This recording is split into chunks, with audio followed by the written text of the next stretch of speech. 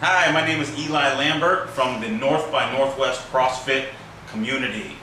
And today we're here at the garage in Oak Harbor to work on squats and overhead squats. Jesus. All right, so when we start with the squat, first of all, I want to have you stand just normal stand. All right.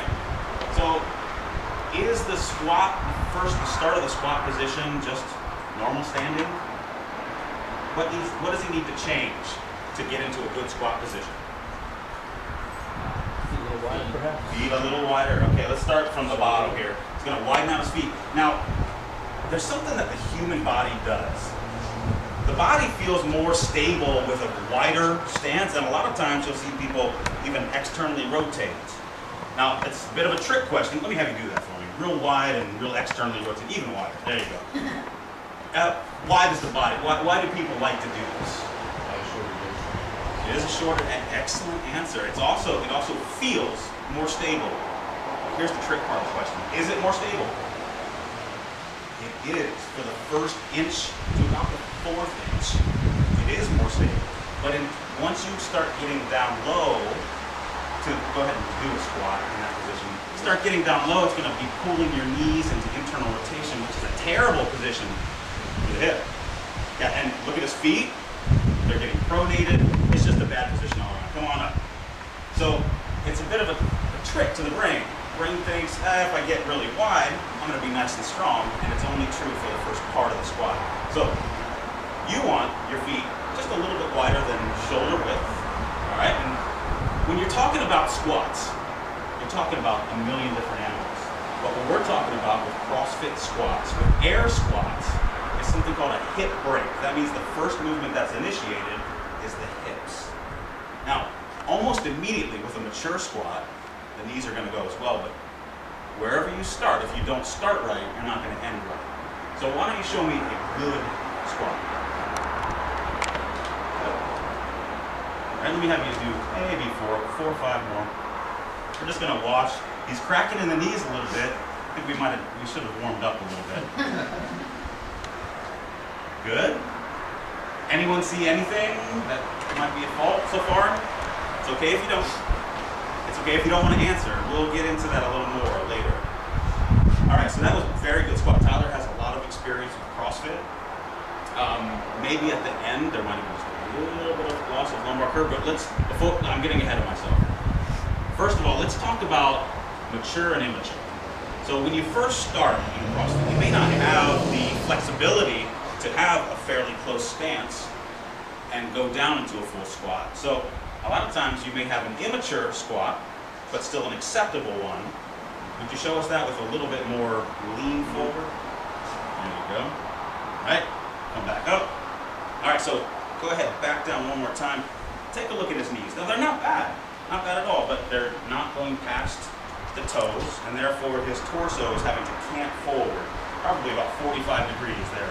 Okay, come on up. Not a bad squat. That's not a no rep. That would count. But as you develop the flexibility into external rotation, you're going to get your torso a little more upright. Show us that. So now, what would you say? Go ahead. Go back down again. I don't have any compass or anything, but that looks like about, I don't know, 25, 30 degrees. Much better. Come on back up. All right. So as you develop, you want to work on external rotation. You want to work on getting your feet closer, but as soon as you start bringing your feet closer, you're going to notice that if you don't have the flexibility, it's going to force you into flexion. All right? Okay, so now I'm going to have you show me, I'll tell you what, I want you to put your hands up. I want you to show me a perfect squat. Keep tension the whole time. Don't lose lumbar curve. Well, it doesn't have to stay perfectly straight, just as long as it stays in line with the torso. Good. All right, so this was really good. I don't know, I wouldn't be able to hold this level, this angle of my torso. It's perfect. All right, so come on back up. So there are three things I want you guys to be thinking about as you're doing squats, and you're going to practice this in just a second. First of all, where are his heels? floor. They're on the floor. Do they ever come up? No. Okay, now, I've never scored a games, CrossFit games. I don't think that it would be a no rep if your heels came up, but it's going to be a no rep here. Okay, so the heels are going to stay on the ground. You lose your balance? Okay, I mean, we're pushing the limits a little bit with flexibility, but keep those heels down. The most important thing you're going to be thinking about, though, is from here to here. The squat is all about mobility, but the most important thing about the squat is the stability.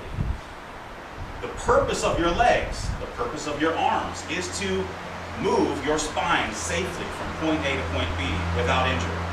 Right? So, as you're doing squats, all of this is moving, your arms are moving, even your head is moving a little bit, but your spine will not move. That is a big problem. Go ahead and go down. Don't hold as much tension with all of it. So, even someone who's really good at squats can allow that lumbar curve to be lost a little bit. All right, come back up. Now, notice I'm not having him fix it at the bottom. I'm going to have him fix it at the top. So I want you to pull in tension, butt and gut. You're going to hear me say that a lot. Squeeze your butt. Even when you've got good positions here, you're not done in the starting position. You're also tightening the gluteus maximus and the abdominals. And that position is called what? Hollow body position. You're going to see it in a lot of things. And if you've read any of my posts, I wrote a little article on that. It's pretty important. Now, some people may not call it that. Let's just call it butt and gut for now. All right, so he's going to tighten up. Now he's going to hold tension and go all the way to the bottom again. This time he won't lose lumbar curve. All right? I tell you what, come back up one more time. I think we might have found a very small, not weakness, but just a little glitch. So this time when you go down, keep it tight in the abdomen and then push the knees a little harder up. All right, so it's not bad. There's just the barest amount of loss of lumbar curve. 90% of people are going to have that. Come on up. You've got your right feet on the ground, and you've got depth. All right, so when he goes down, go not quite to full depth. All right, so he's got his hip right here. Now, the hip is not where you typically think about it. You think about the hip as being here, but the actual hip joint is deep inside. And if I were to put a line through it, right about there. So you have to look at those points. Come on back up. That's actually harder to hold just above that point than below. So if your heels come up, if you lose lumbar curve, if you don't go to full depth, the hips past the knees, then someone's going to come over and mention it to you. All right?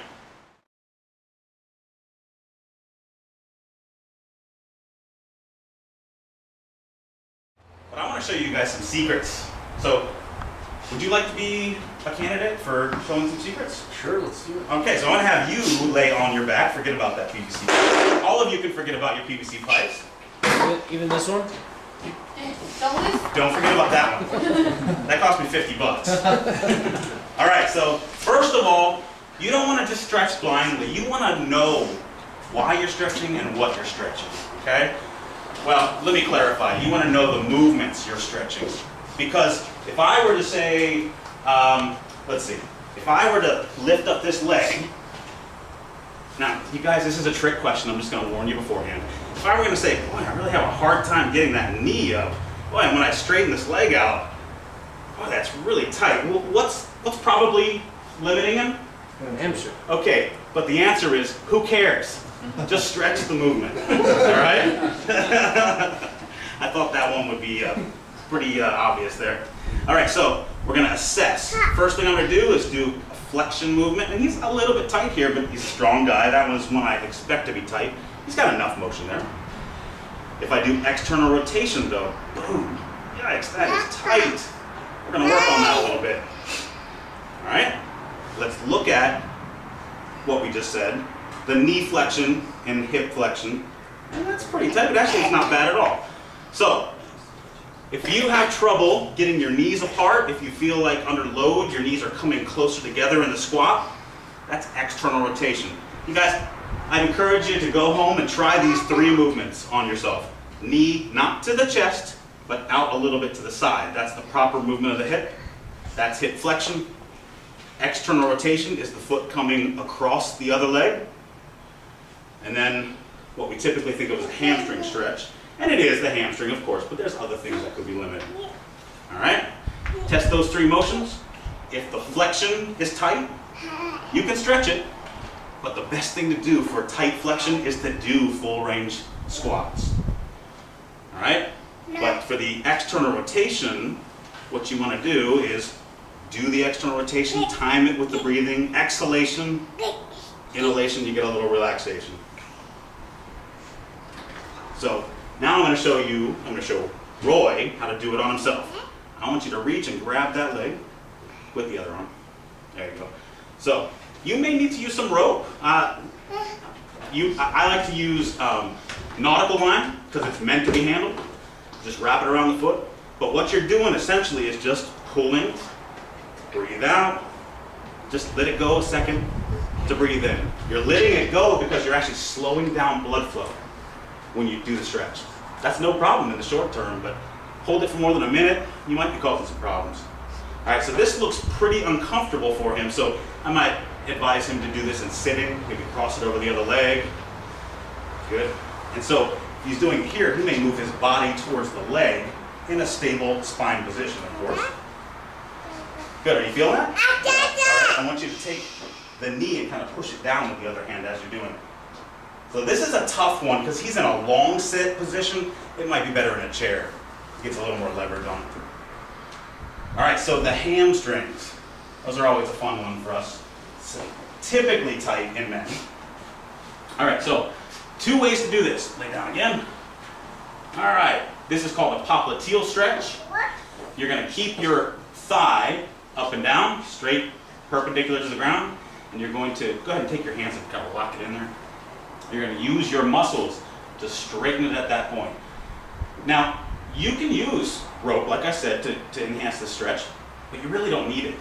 If you contract your own muscles against the muscle you're stretching, you're actually using a spinal cord reflex to shut it down. This is as good a stretch as if you used a rope. All right, so now I want you to lift the whole leg down and straight.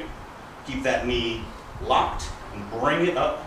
If you can reach it, then give it a little extra stretch. Good. Just as long as it takes you to breathe out, let it go. Full range is always better than partial range.